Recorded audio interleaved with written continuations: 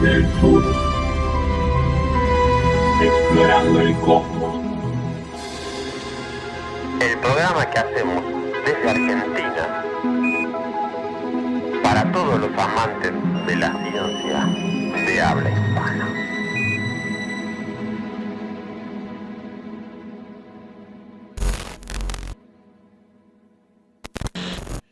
¿Cómo están, amigas y amigos oyentes? Una vez más nos encontramos aquí en Desde el Sur, explorando el cosmos, el programa que realizamos desde Argentina, Daniel Migueles y Ricardo Sánchez.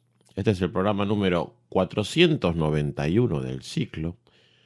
Y hoy queremos sumarnos a los festejos que se realizan, porque en un pocos días más la Luna va a ser protagonista de gran parte de los recuerdos, los eventos científicos, porque se van a producir 50 años, el próximo 20 de julio, en que el Apolo 11 llegó con seres humanos a pisarla.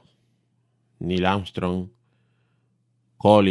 Michael Collins, Buzz Aldrin lograron una hazaña soñada por la humanidad durante siglos y es un festejo que se merece también que lo haga la humanidad toda.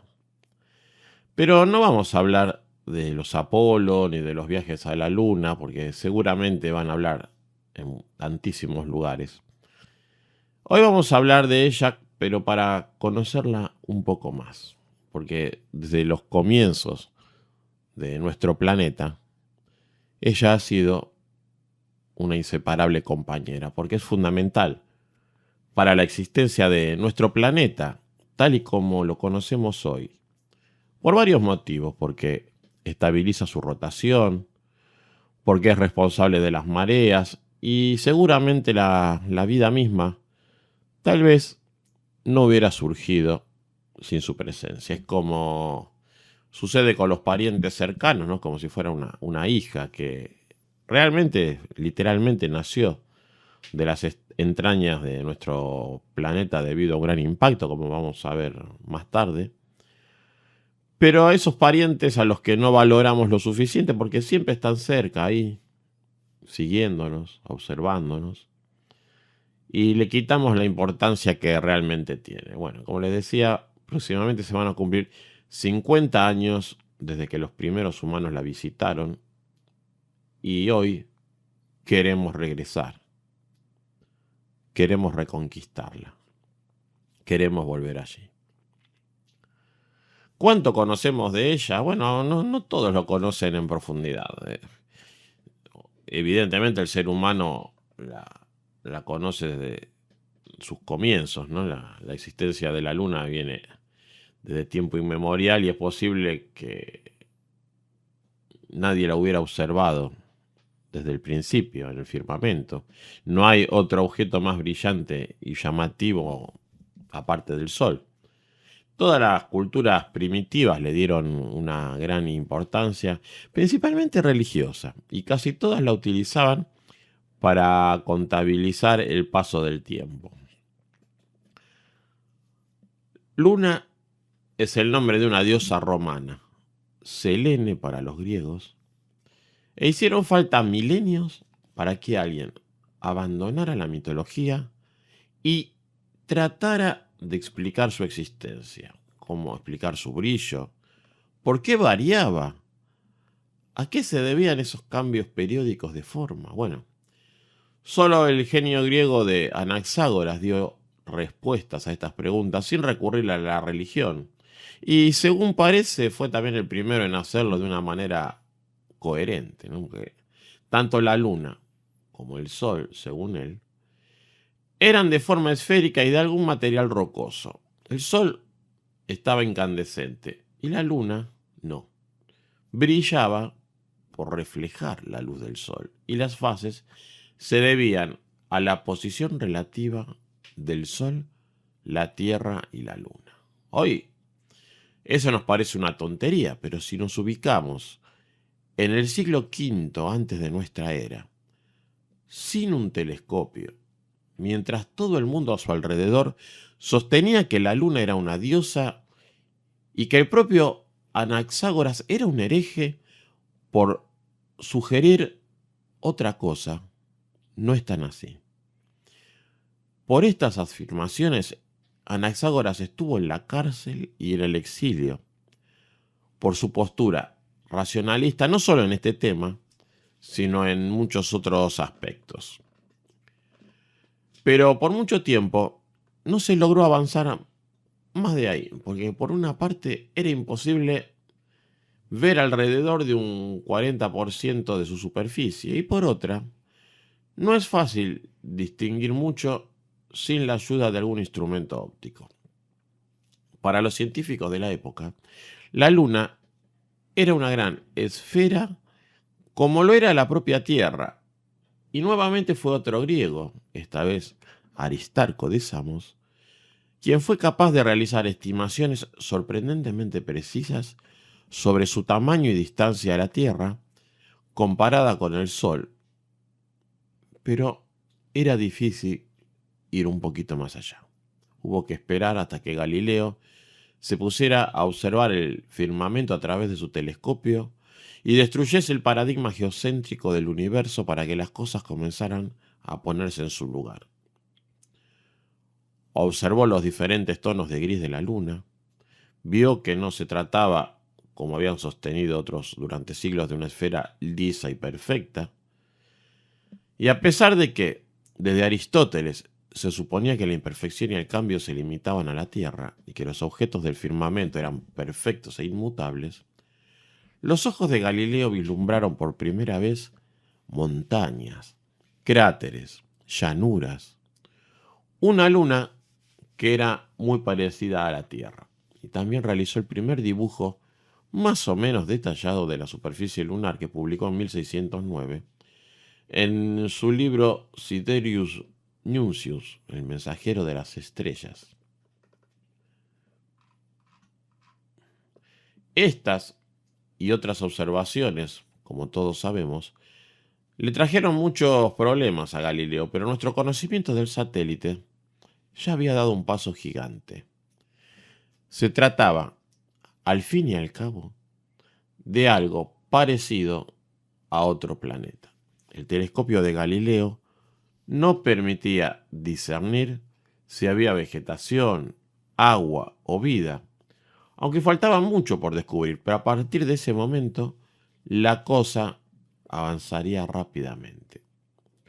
Lo que estaba claro es que la superficie lunar tenía regiones muy extensas, aparentemente lisas, que eran de color más oscuro, y que los astrónomos denominaban maria o mares, y otras regiones más abruptas y montañosas, de color más claro, que se llamaron terrae o continentes, y aunque hoy sabemos, por supuesto, que no son ni una cosa ni la otra, se siguen utilizando estos nombres por razones históricas, así que los astrónomos fueron catalogando y describiendo los accidentes geográficos de la Luna. Johannes Hevelius publicó su selenografía en 1647, el primer libro dedicado exclusivamente a describir nuestro satélite, con el primer mapa propiamente dicho de la Luna, que era, de hecho, mucho más detallado que el de Galileo. Y en 1753, cuando casi todos habían descartado la posibilidad de que hubiera vegetación y vida animal allí, el croata Roger Joseph Boscovich, observando cuidadosamente el borde de la Luna y el paso de las estrellas a través de ella, determinó que carecía de atmósfera. Pero esto no descorazonó a los científicos, que seguían muy interesados en conocer más sobre el satélite, tuviera vida o no. Algunos ya sostenían que los cráteres lunares eran el resultado del impacto de meteoritos y hasta que albergaban ciudades en su superficie. Pero para mediados del siglo XVII, la mayor parte de los astrónomos ya se habían dado cuenta de que la Luna era un lugar rocoso y sin forma de vidas superiores.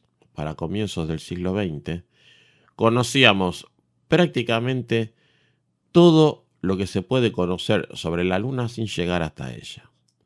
Su distancia de la Tierra, su órbita, los movimientos que realiza alrededor de su eje, su tamaño, su forma, la topografía de la cara que podemos ver, todas cosas que pueden parecer básicas hoy, pero en esa época, hace apenas un siglo, no estaban tan claras.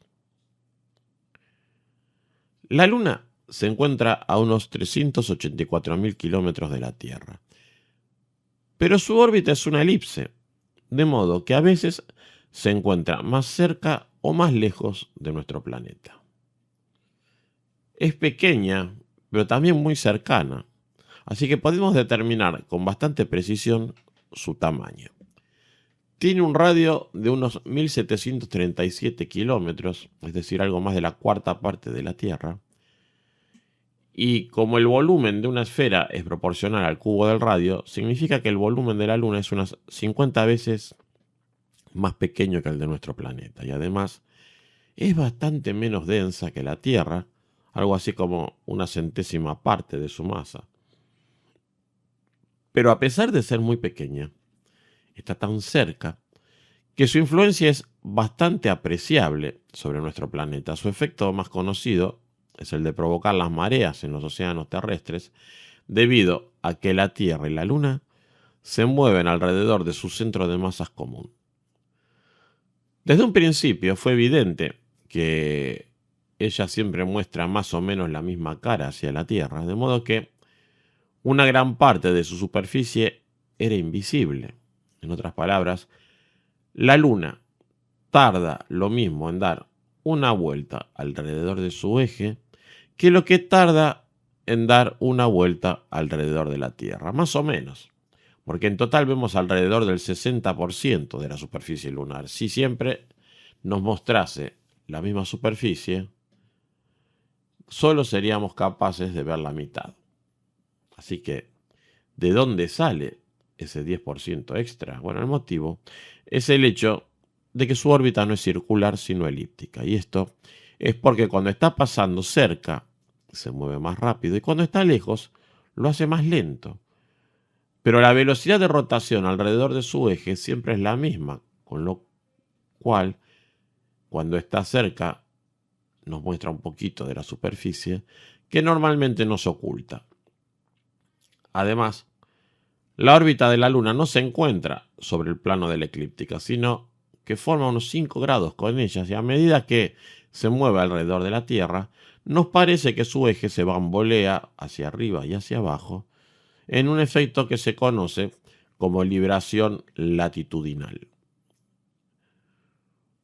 Una consecuencia de las mareas es que la Luna no ve una Tierra esférica, ve un pico estirado un poco por delante en su giro alrededor del planeta y ese pico estirado la atrae debido a la gravedad, acelerando su movimiento alrededor de la Tierra y como cualquier satélite que se mueve más rápido que antes, empieza a alejarse del objeto alrededor del cual orbita y esto lleva sucediendo continuamente desde la formación del satélite y seguirá sucediendo durante bastantes millones de años más.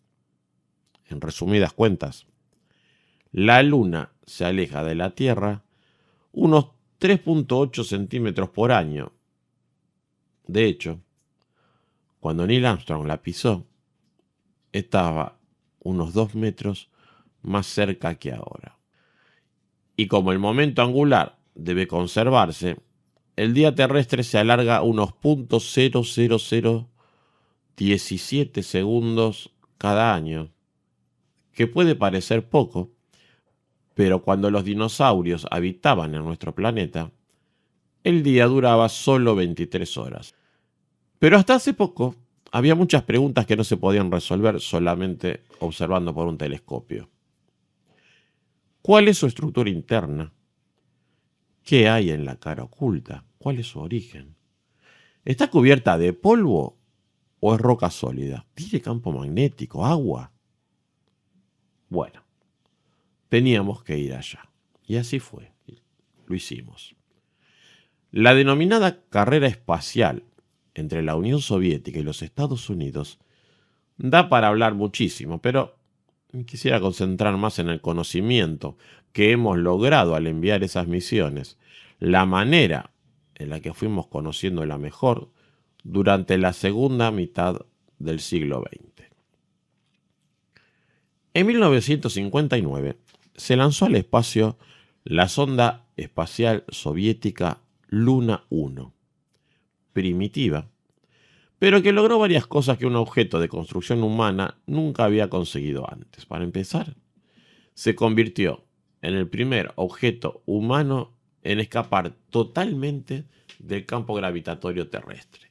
Otras sondas anteriores habían logrado ponerse en órbita alrededor del planeta, pero Luna 1 fue la primera en moverse a una velocidad mayor que la de escape en su órbita. La primera en cumplir el sueño de Tsiolkovsky de escapar de la cuna de la humanidad.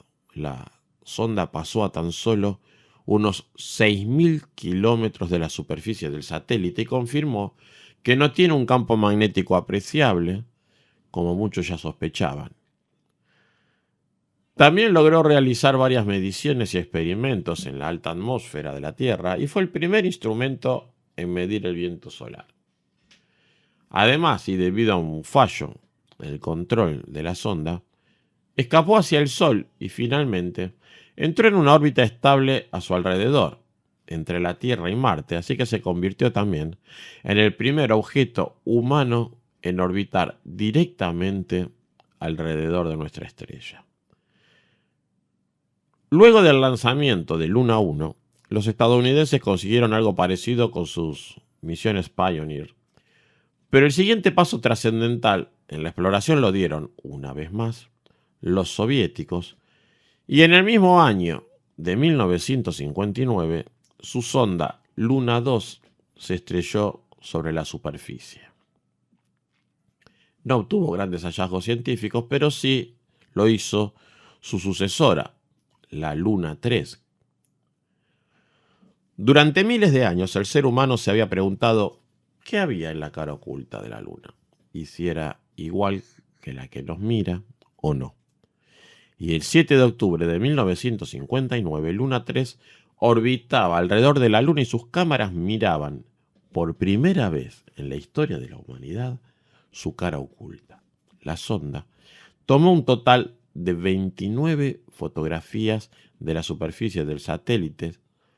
Pudieron ver, al estudiar cuidadosamente las primitivas imágenes de Luna 3, que mientras que la cara que mira hacia la Tierra es relativamente lisa, casi una tercera parte está cubierta por mares, la cara oculta es rugosa, abrupta y apenas tiene mares. Los mares son coladas basálticas procedentes de la actividad volcánica y al parecer hay una mayor concentración de elementos productores de calor, como se encuentran en la cara que da hacia la Tierra y que se debe probablemente a la atracción gravitatoria de nuestro planeta, que hace que la distribución interna de elementos dentro de la Luna no sea simétrica. La Tierra tira hacia sí de la Luna, de modo que hay un cierto desplazamiento de elementos pesados hacia nosotros y ligeros del otro lado. Además, la cara que mira hacia la Tierra está protegida de los impactos, mientras que la cara oculta hace lo contrario, de modo que tal vez algunos mares primitivos seguramente fueron ocultados a lo largo del tiempo por cráteres más modernos. Pero necesitábamos conocer también la textura y consistencia de la superficie. Algunos sospechaban que estaba cubierta de una gruesa capa de polvo muy fino y que cualquier cosa que tratase de posarse sobre ella se hundiría, mientras que otros creían que apenas habría polvo y que más bien se trataría de roca más o menos disgregada. La respuesta la dieron una vez más los soviéticos con su Luna 9, que consiguió alunizar suavemente y tomar la primera fotografía desde la superficie de la Luna el 3 de febrero de 1966 y descubrió que el regolito lunar, esa capa de roca desmenuzada que cubría su superficie, tenía la consistencia suficiente como para sostener un objeto pesado y los miedos de hundirse en el polvo ya podían desaparecer. Y por otro lado, la dosis de radiación ionizante en la superficie lunar era baja, lo cual era una buena noticia porque podríamos enviar seres humanos y podrían sobrevivir, un logro que esta vez sí correspondería a los estadounidenses, porque como mencioné antes, y vamos a recordar este año, el 20 de julio de 1969, hace 50 años casi, los astronautas de la misión Apolo 11 lograban posarse sobre la superficie lunar. Los estadounidenses, después de la misión Apolo 11, en julio de 1969, volvieron en noviembre del mismo año con Apolo 12, en 1971 con Apolo 14, de nuevo en 1971 con Apolo 15 y otras 2 veces en 1972 con Apolo 16 y 17. En total, 12 personas han puesto el pie en nuestro satélite hasta el momento y han realizado multitud de experimentos que nos han permitido conocer bastante bien la estructura y las propiedades de la Luna.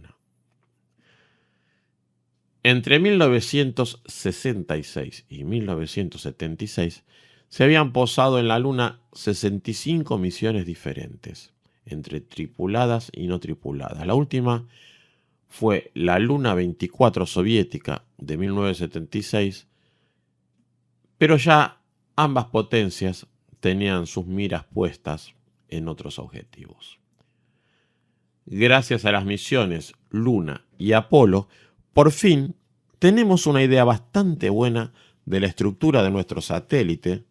La Luna es el satélite más denso del sistema solar, después de Io. Su núcleo es muy pequeño en comparación con su tamaño, debido, como veremos enseguida, a su origen a partir de nuestro planeta. Esto no quiere decir que no tenga una estructura interna bien definida, porque tiene corteza, manto y núcleo. Y el manto interno y el núcleo externo son aún líquidos y están bastante calientes. Sin embargo, las proporciones de las zonas internas y las temperaturas son mucho más pequeñas en comparación con el tamaño de la propia Luna que en el caso de los planetas.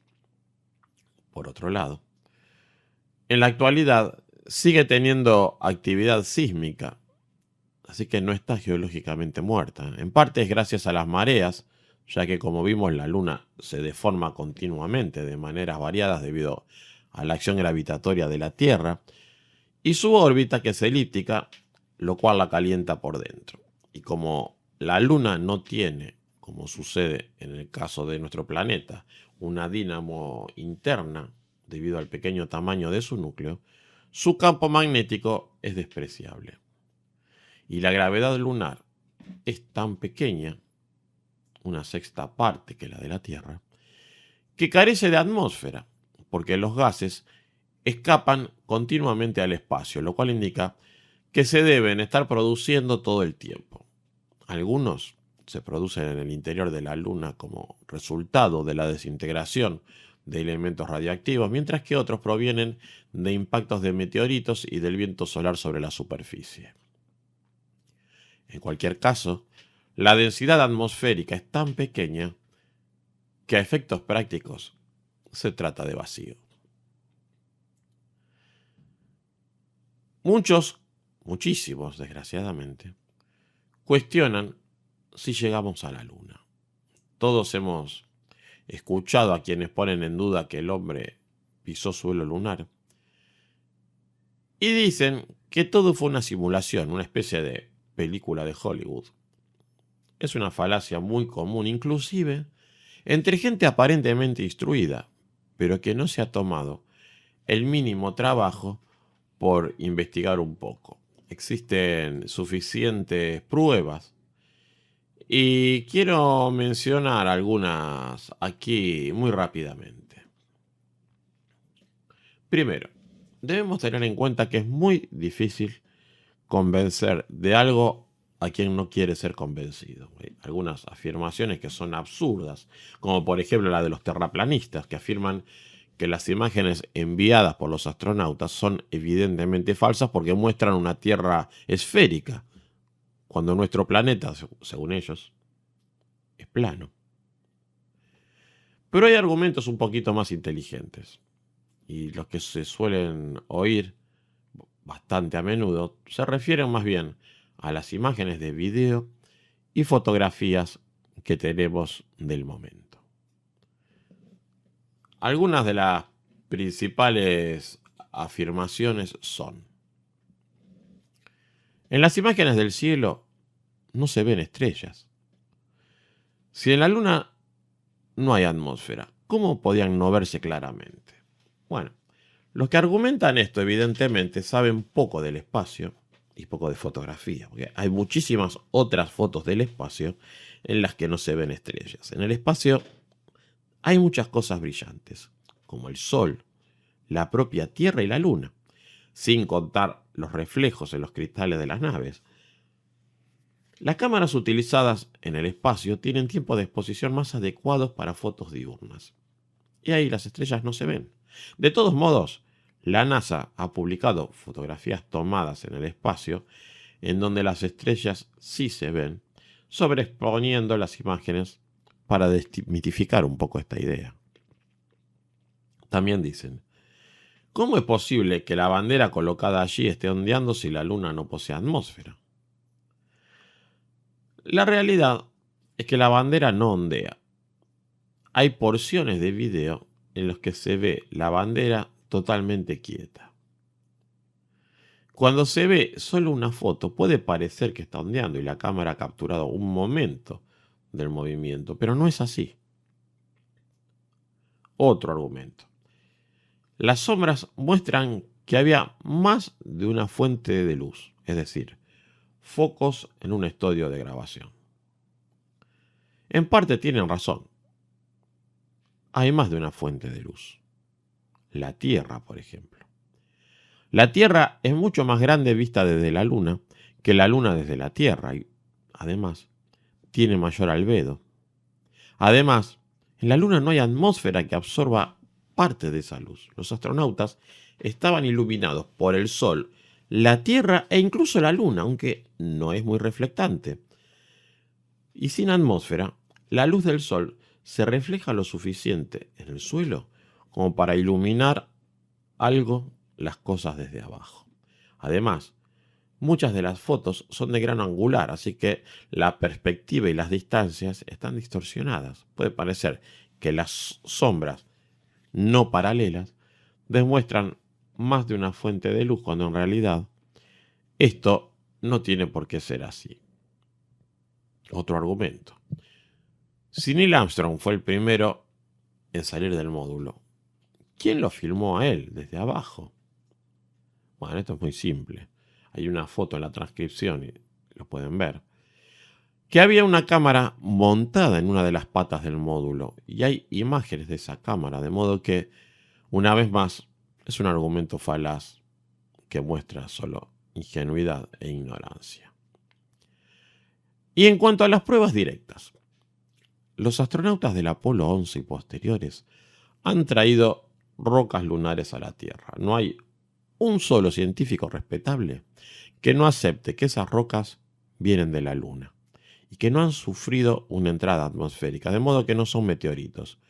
La NASA sostiene que las rocas fueron traídas por los astronautas. Los conspiranoicos afirman que o son falsas o son meteoritos lunares o han sido traídas por misiones no tripuladas. Ese es un buen punto. Pero las sondas no tripuladas son muy pequeñas y solo pueden traer cantidades minúsculas de material. La cantidad total de rocas lunares traídas por las sondas es de unos cientos de gramos y las de las misiones Apolo son alrededor de 382 kilogramos. Por otro lado, los astronautas del Apolo 11 y posteriores dejaron espejos apuntando a la Tierra para medir la distancia Tierra-Luna. Eso es algo que mucha gente, y muchos de los cuales son partidarios de la teoría conspiranoica, no sabe. Los científicos han utilizado rayos láser para, reflejados en esos espejos y midiendo el tiempo que tarda la luz en ir y volver, medir con gran precisión la distancia Tierra-Luna y el movimiento relativo de nuestro satélite respecto a la Tierra. ¿Quién ha puesto esos espejos allí? Las misiones robóticas nuevamente. Incluso cuando tenemos imágenes de alta resolución de la superficie lunar en el lugar del alunizaje, cualquier prueba de presencia humana no demostrará nada. Dirán, ¿cómo sabemos que la NASA no ha enviado una misión no tripulada hasta allí y depositado pruebas? Los únicos modelos que concuerdan con su versión de los hechos requieren décadas de engaños de una complejidad asombrosa, múltiples misiones robóticas posteriores para mantener ese engaño, y todo sin una sola prueba. Naturalmente, los que estaban allí en el momento se lo creen. Los científicos soviéticos que estaban observando todo el proceso con gran interés y hubieran sido los principales beneficiados si todo hubiera sido una mentira, hubieran dicho algo. Los radioaficionados que recibían las transmisiones de los astronautas medían cómo era el retraso según la distancia y cómo se hacía más grande y la posición de la fuente de las transmisiones de la Luna variaba. Afortunadamente, la sonda Lunar Reconnaissance Orbiter, la LRO de la NASA, ha tomado fotografías de la superficie en alta resolución y, entre otras cosas, de los lugares de alunizaje de las distintas misiones Apolo. Aunque el objetivo no es en lo absoluto enseñarnos los restos de las Apolo, era inevitable que en una sonda que toma imágenes de tan alta resolución aparecieran, y se hicieron. También en la transcripción he colocado solo algunas, es muy fácil buscarlas en internet. Así que ya tenemos fotos de buena calidad del lugar de aterrizaje, de alunizaje, mejor dicho, de Apolo 11 y demás. No hay muchos argumentos ya con los que sostener una falsedad así, ¿no? Es posible que toda esa gente y la inmensa mayoría de los científicos estén engañando a toda la población de la Tierra como si fuéramos tontos. ¿Es razonable pensar que es así? Además tenemos los subproductos, ¿no?, tecnológicos de lo que ha habido que inventar y construir para que cada misión a la Luna pudiera ser posible. Creo que son todos argumentos falaces, pero es muy difícil convencer a todos. Como decía antes, el que no quiere entender nunca lo va a hacer. Regresamos en un momento con las teorías de la formación de la Luna.